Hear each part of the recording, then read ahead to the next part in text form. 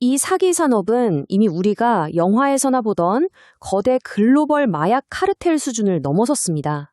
자료를 한번 보세요. 2023년 한 해 동안 미얀마, 캄보디아, 라오스 이 3개국에 있는 사기 센터들이 무려 438억 달러를 벌어들였습니다. 이게 어느 정도냐고요?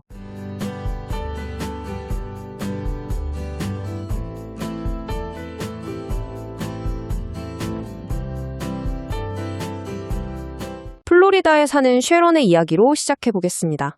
어느 날 그녀는 교통사고가 났으니 당장 보석금 1만 5천 달러가 필요하다는 딸의 다급한 전화를 받았습니다. 나중에 그녀는 그 끔찍했던 순간을 이렇게 회상했어요. 내 딸의 울음소리가 확실했어요. 그녀가 아니라고 저를 설득할 수 있는 사람은 이 세상에 아무도 없었을 겁니다. 하지만 놀랍게도 그건 딸이 아니었습니다. 소셜미디어에 올라온 몇 초짜리 음성 조각을 짜집기해서 딸의 목소리를 완벽하게 복제해낸 AI였죠. 여러분, 오늘 우리가 다룰 이야기는 흔해 빠진 스팸 문자 수준의 문제가 아닙니다. 이것은 지금 이 순간에도 평범한 사람들의 일상을 완전히 파괴하고 있는 거대하고 고도화된 글로벌 범죄 네트워크에 대한 이야기입니다. 오늘 함께 분석해볼 자료에 오신 것을 환영합니다.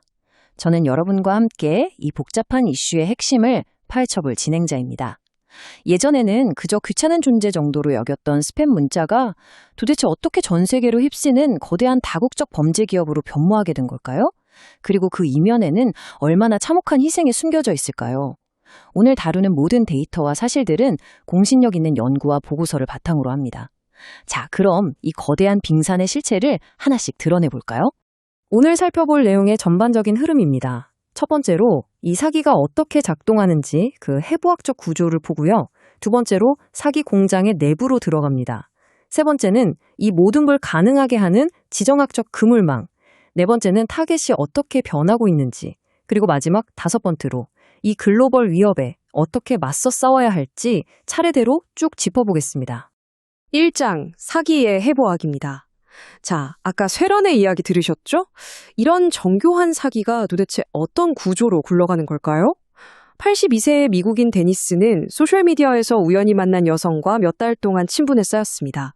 그러다 평생 모은 노후 자금을 암호화폐 투자로 날려버리고 결국 스스로 목숨을 끊는 비극적인 일이 있었습니다. 대체 어떤 치밀한 수법이길래 사람을 이렇게까지 망가뜨리는 걸까요? 여기서 우리가 꼭 알아야 할 핵심 개념이 나옵니다. 바로 돼지 도살, 영어로는 피그 부처랭이라는 사기 수법입니다. 이름부터가 너무 잔인하지 않나요? 이 범죄자들은 조급해하지 않아요. 몇 달에 걸쳐서 피해자와 아주 친밀하고 사적인 관계를 맺습니다.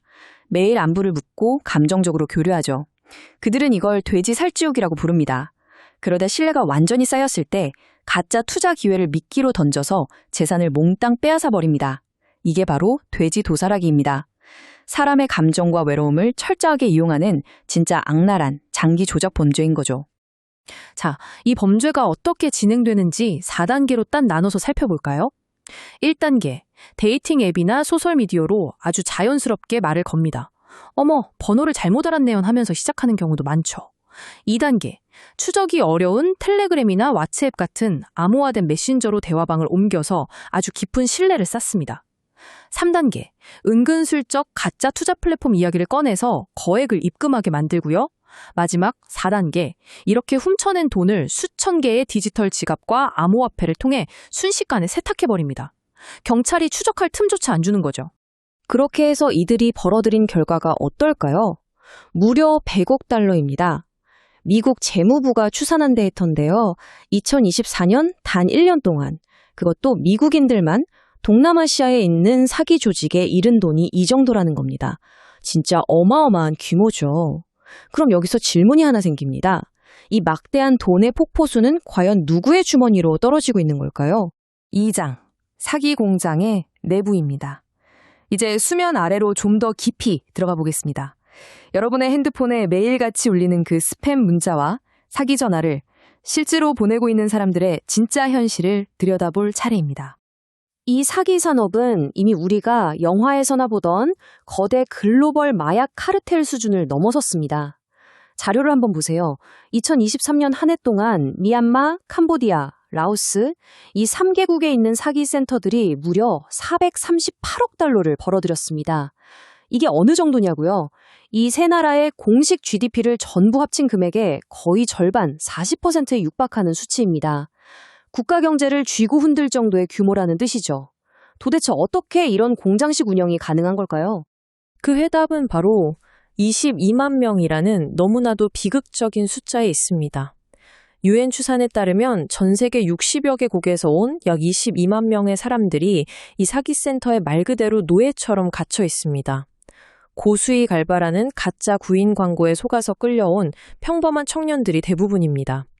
이들은 총을 든 경비병들 감시 아래서 하루 18시간씩 강제로 사기 문자를 보내야 합니다. 할당량을 못 채우면요? 끔찍한 구타와 고문이 기다리고 있죠. 우리가 상대하고 있는 건 단순한 사기꾼이 아니라 현대판 노예제도를 갈아 넣어 굴러가는 범죄 기계입니다. 3장, 지정학적 그물망입니다. 자, 이제 가장 어두운 바닥까지 내려왔습니다.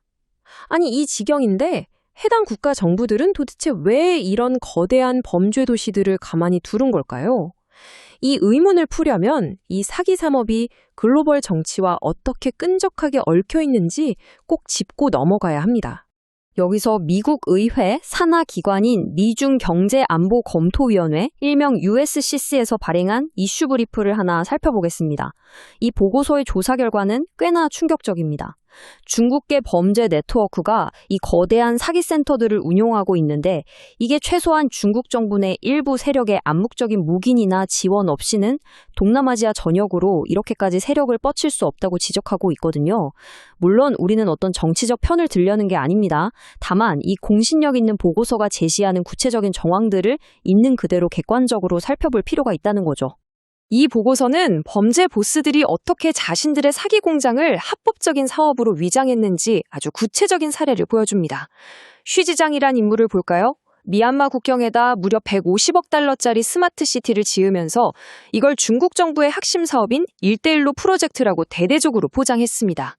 또 다른 인물, 아시아에서 악명 높은 사마페 보스 완코오코이는 아예 자신을 열렬한 친중 애국자로 리브랜딩 해버렸죠. 한마디로 요약하면 이렇습니다. 범죄 조직들은 낙후된 지역에 인프라를 깔아주고 친정부 선전을 돕습니다. 그 대가로 정부나 군벌들은 이들이 사기 공장을 신나게 돌려도 모른 척 눈 감아주는 일종의 묵시적 보호막을 제공했다는 분석입니다. 완벽한 공생관계죠. 그런데 상황이 여기서 끝이 아닙니다. 이 문제가 단순히 돈 뜯어내는 범죄가 아니라는 점이 진짜 소름 돋는 부분이에요. 이런 거대 단지들은 겉보기엔 화려한 온라인 카지노나 스마트시티로 완벽하게 위장하고 있습니다. 하지만 그 안에서는 인신매매와 사기뿐만 아니라 심지어 타국의 스파이 활동을 위한 전초기지로 쓰인다는 강력한 의혹까지 제기되고 있어요. 필리핀의 전직시장 앨리스고 사례가 딱 그렇습니다. 그녀 소유지에서 적발된 거대 사기센터가 사실은 필리핀 정부를 감시하고 해킹하기 위해 세워진 중국의 첩보활동 허브였다는 정황이 드러나면서 발칵 뒤집혔거든요. 단순한 사기 조직을 넘어 국가 안보의 문제로 번지고 있는 겁니다. 4장, 변화하는 표적입니다. 이런 사실들이 알려지면서 당연히 국제사회의 비난이 쏟아졌고 본격적인 소탕 작전이 시작됐습니다. 그런데 말이죠. 이 단속이라는 게 참 묘한 결과를 낳아버렸습니다. 범죄자들의 사냥감이 완전히 바뀌어버렸거든요. 이 두 가지 데이터를 비교해보면 상황이 얼마나 아이러니한지 바로 알 수 있습니다. 중국 정부가 자국민을 상대로 사기치는 조직들을 향해 진짜 칼을 빼들고 대대적인 단속을 벌였습니다. 효과가 있었냐고요? 네, 2024년에 중국 내 사기 피해액이 무려 30%나 줄어들었습니다. 그런데 문제는 사기 조직이 멸망한 게 아니라는 거예요. 이들은 공장을 접은 게 아니라 타겟을 바꿨습니다.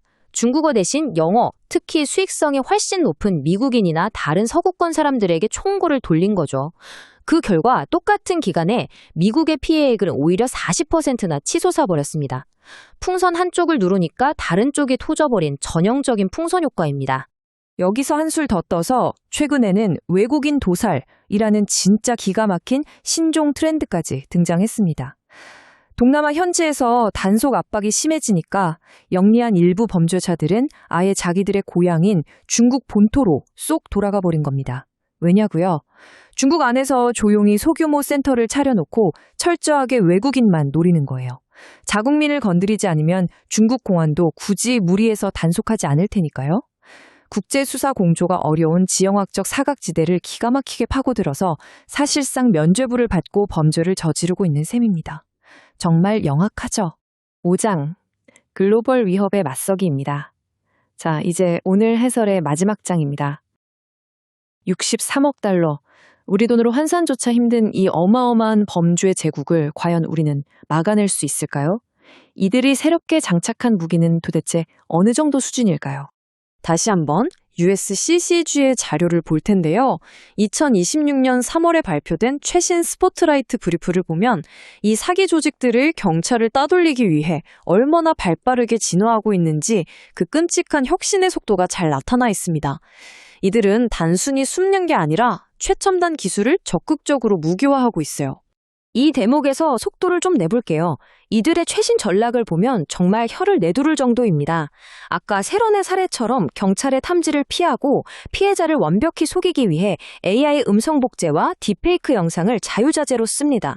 거기에 생성형 AI 챗봇을 도입해서 옛날처럼 사람이 일일이 타자를 치는 게 아니라 전 세계 수십만 명을 동시에 상대하면서 사업을 무한대로 확장하고 있어요.